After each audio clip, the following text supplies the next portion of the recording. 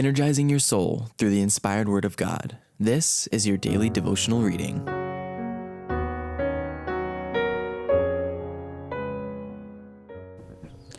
Our Daily Bread. The Bible and the French Revolution, June 11th. A day of retribution at last had come.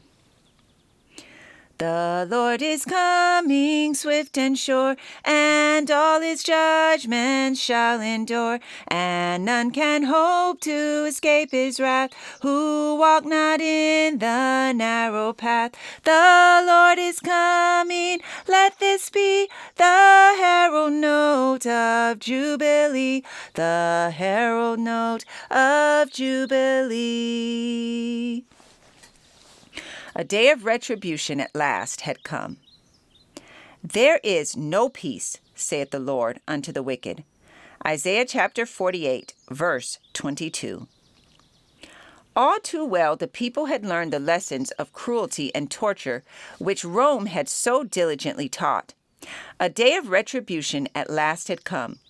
It was not now the disciples of Jesus that were thrust into dungeons and dragged to the stake. Long ago, these had perished or been driven into exile. Unsparing Rome now felt the deadly power of those whom she had trained to delight in deeds of blood. The example of persecution which the clergy of France had exhibited for so many ages was now retorted upon them with signal vigor. The scaffolds ran red with the blood of the priests. The galleys and the prisons, once crowded with Huguenots, were now filled with their persecutors. Chained to the bench and toiling at the oar, the Roman Catholic clergy experienced all those woes which their church had so freely inflicted on the gentle heretics.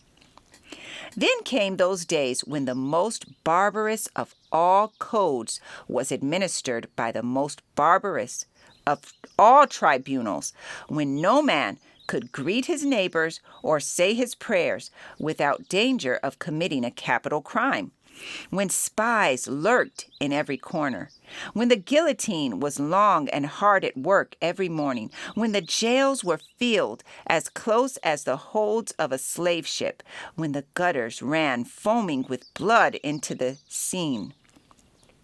While the daily wagon loads of victims were carried to their doom through the streets of Paris, the proconsuls whom the sovereign committee had sent forth to the departments reveled in an extravagance of cruelty unknown even in the capital. The knife of the deadly machine rose and fell too slow for their work of slaughter. Long rows of captives were mowed down with grape shot. Holes were made in the bottom of crowded barges. Lyons was turned into a desert.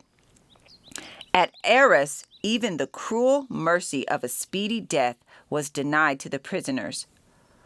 All down the Loire, from Saumur to the sea, great flocks of crows and kites feasted on naked corpses twined together in hideous embraces. No mercy was shown to sex or age.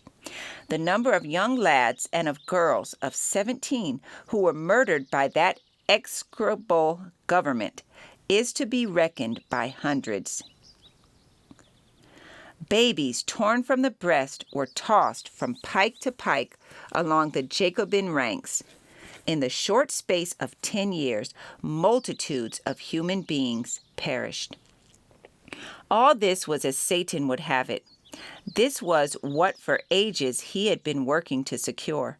His policy is deception from first to last, and his steadfast purpose is to bring woe and wretchedness upon men, to deface and defile the workmanship of God, to mar the divine purposes of benevolence and love, and thus cause grief in heaven.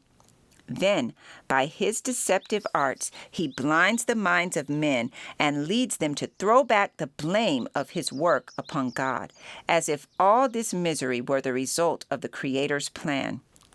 In like manner, when those who have been degraded and brutalized through his cruel power achieve their freedom, he urges them on to excesses and atrocities.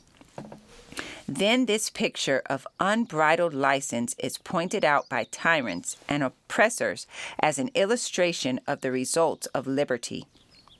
When error in one garb has been detected, Satan only masks it in a different disguise, and multitudes receive it as eagerly as at the first.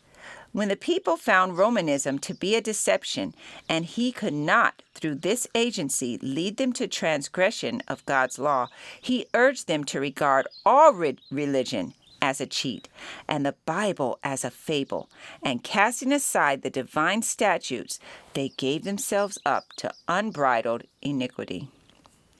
The fatal error which wrought such woe for the inhabitants of France was the ignoring of this one great truth, that true freedom lies within the proscriptions of the law of God.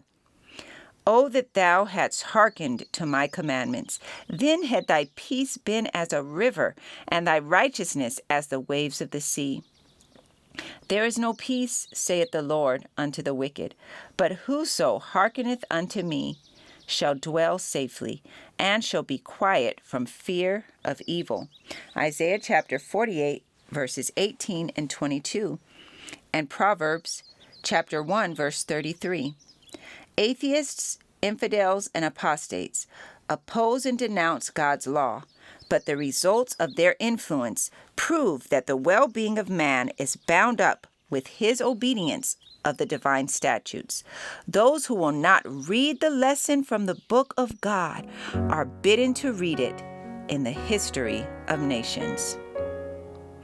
This passage was taken from The Great Controversy, pages 283 through 285.